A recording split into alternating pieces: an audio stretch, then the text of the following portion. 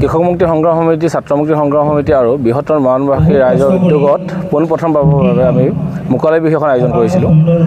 আজি এই অনুষ্ঠানত দোহাৰীৰ সামৰণি সাংস্কৃতিক শোভাযাত্ৰা উদ্বোধক হিচাপে আমি গীতালী ৰাজকুমাৰী বাইদেউক আমি আমন্ত্ৰণ জনাইছিলোঁ। লগতে আজি এই অনুষ্ঠানটিত আমাৰ কৃষক মুক্তি সংগ্ৰাম সমিতি ছাত্ৰ মুক্তি সংগ্ৰাম সমিতিৰ উদ্যোগত এখন স্মৃতিগ্ৰন্থ উন্মোচন কৰা হৈছে। সেই স্মৃতিগ্ৰন্থখন আমি আমাৰ পথাৰ হিচাপে আমি নামাকৰণ কৰিছোঁ আৰু এই কিতাপখন আমি ছাত্ৰ মুক্তি সংগ্ৰাম সমিতিৰ প্ৰথম শ্বহীদ চান্দীপ বৰাৰ সোঁৱৰণত আমি স্মৰণ কৰিছোঁ।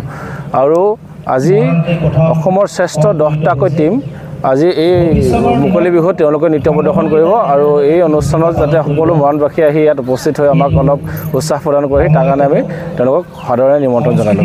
যিহেতু গণশিল্পীৰ ৰাজি সমন্বয় ক্ষেত্ৰ হিচাপে আজি এই আমাৰ উষাপুৰ খেলপথাৰৰ বিহু তলিখনক আমি গণশিল্পীৰ ৰাজীৱ শদিয়া সমন্বয় ক্ষেত্ৰ হিচাপে আজি নামাকৰণ কৰিছোঁ।